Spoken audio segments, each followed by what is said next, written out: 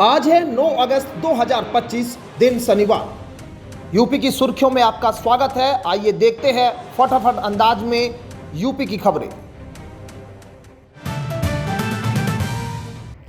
भारतीय नौसेना ने सिविलियन ट्रेड्समैन ग्रुप सी के 1266 पदों पर भर्ती के लिए नोटिफिकेशन जारी किया है। आवेदन प्रक्रिया रोजगार समाचार में विज्ञापन प्रकाशित होने के 5वें दिन से 21 दिनों तक चलेगी। चयनित उम्मीदवारों को 19,900 से 63,200 रुपये लेवल 2 7वां वेतन आयोग सैलरी मिलेगी। आयु सीमा 18 से 25 वर्ष है। आरक्षित वर्गों को नियमानुसार छूट मिलेगी। योग्यता के लिए 10वीं पास, संबंधित ट्रेड में अप्रेंटिसशिप जरूरी है। चयन लिखित परीक्षा 100 अंक 2 घंटे के आधार पर होगा, जिसमें रीजनिंग, सामान्य जागरूकता, गणित और अंग्रेजी शामिल होंगे। आवेदन केवल ऑनलाइन माध्यम से स्वीकार किए जाएंगे। ग्रामीण क्षेत्रों में प्राथमिक कृषि ऋण समितियां अब किसानों और गांववासियों के लिए वन स्टॉप सॉल्यूशन बनने जा रही है।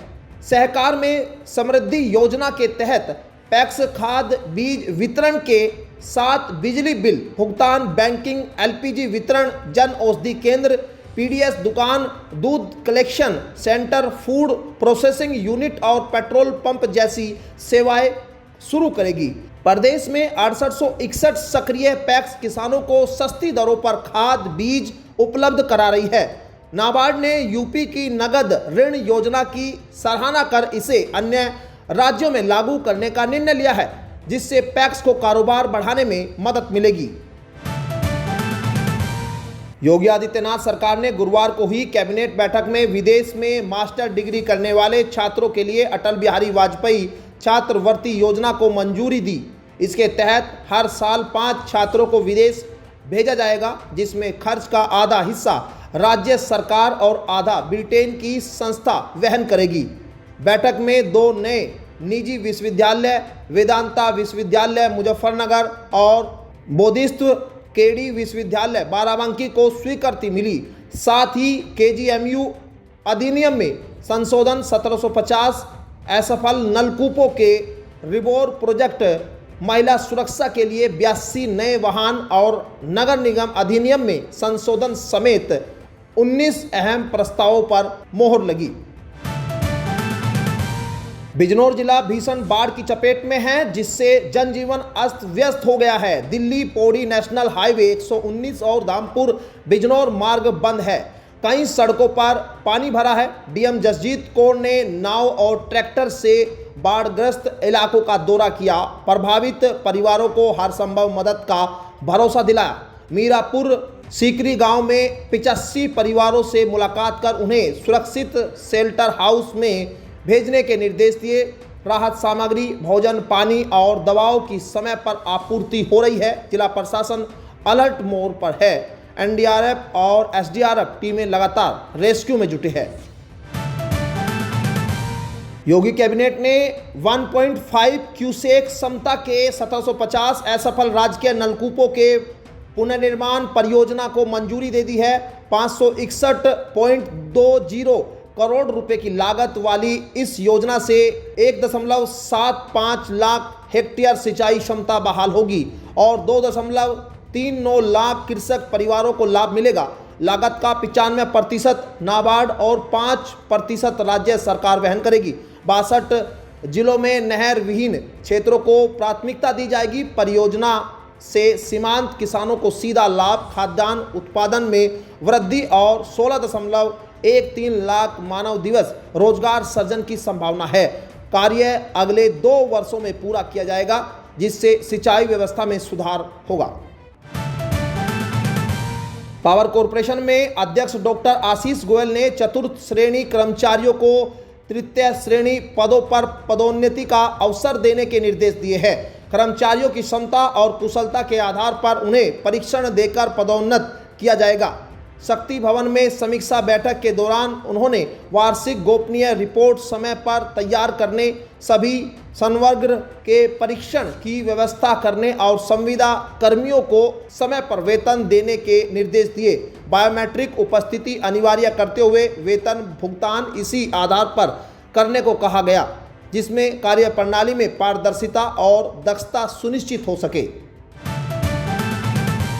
उत्तर प्रदेश अब नॉन लेदर फुटवियर निर्माण का राष्ट्रीय हब बनने जा रहा है। योगी कैबिनेट ने उत्तर प्रदेश फुटवियर, लेदर और नॉन लेदर क्षेत्र विकास नीति 2025 को मंजूरी दी, जिससे 22 लाख नए रोजगार सर्जित होंगे। निवेशकों को स्टाम्प ड्यूटी और 100% छूट, 5 साल तक ईपीएफ प्रतिपूर्ति, तकनीकी कोर्स पर 30% सब्सिडी, बिजली पर रियायत, ट्रांसपोर्ट व लॉजिस्टिक्स पर 75% सब्सिडी जैसी सुविधाएं मिलेगी। कानपुर, उन्नाव और आगरा इस सेक्टर के प्रमुख केंद्र होंगे।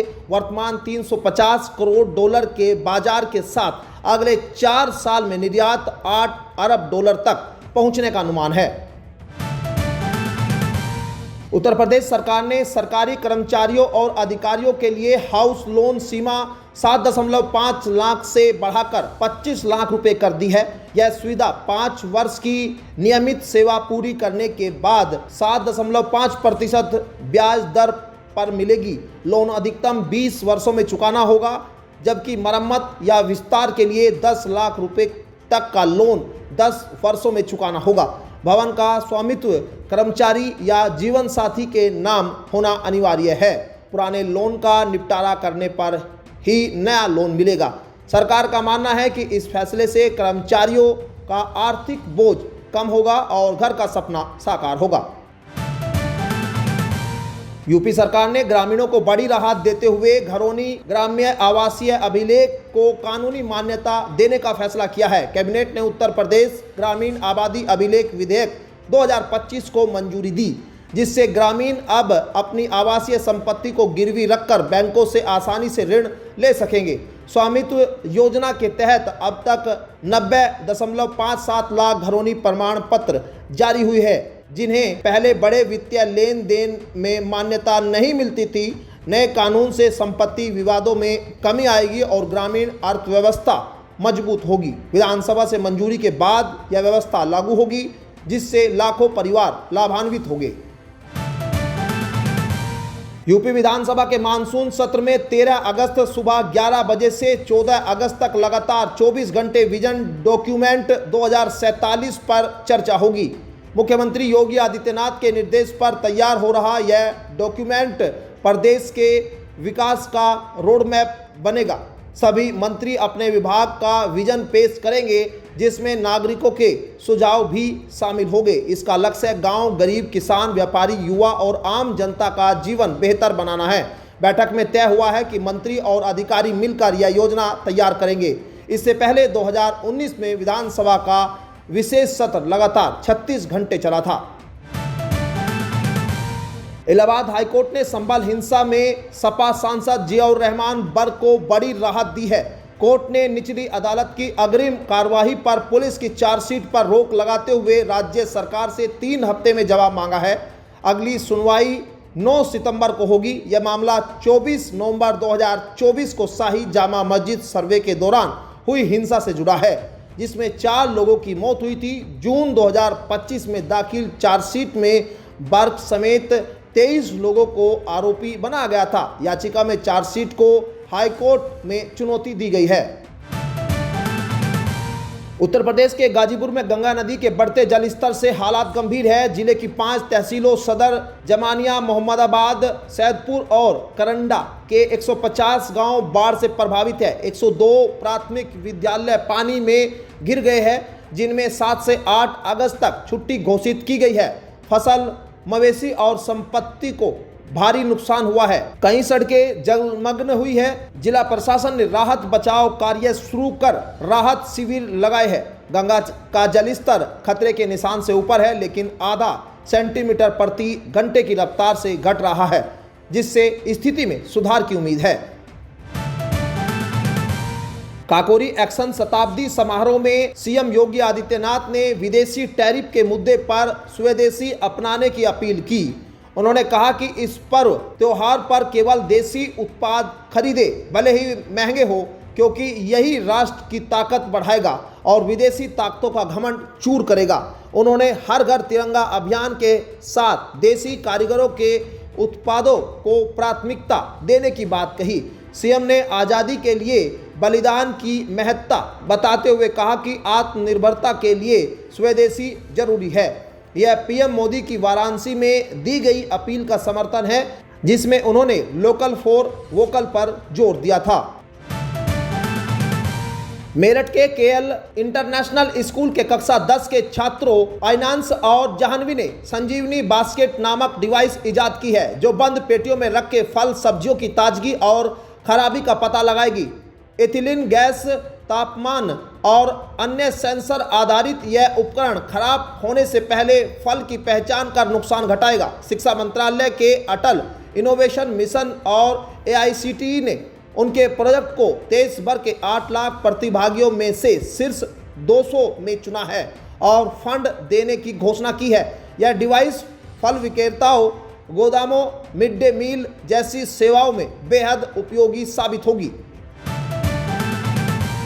उत्तर प्रदेश में पिछले 24 घंटे से कई जिलों में रिमझिम बारिश का सिलसिला जारी है। मौसम विभाग ने अगले 24 घंटे के लिए पूरे राज्य में भारी बारिश का अलर्ट जारी किया है। खासतौर पर पूर्वी यूपी के वाराणसी, जौनपुर, गाजीपुर, गोरखपुर, देवरिया, बलिया, आजमगढ़, मऊ, कुशीनगर और संत कबीर नगर में मूसलाधार बारिश की संभावना जताई गई है। लगातार बारिश से जनजीवन प्रभावित हो रहा है और निचले इलाकों में जलभराव की स्थिति बन सकती है। विभाग का अनुमान है कि 9 अगस्त के बाद बारिश की तीव्रता में कुछ कमी आ सकती है, जिससे मौसम में थोड़ी राहत मिलेगी। तो ये थी आज की 15 फटाफट खबरें। अगर आपको वीडियो पसंद आया तो वीडियो को लाइक, शेयर व कमेंट जरूर करें। धन्यवाद।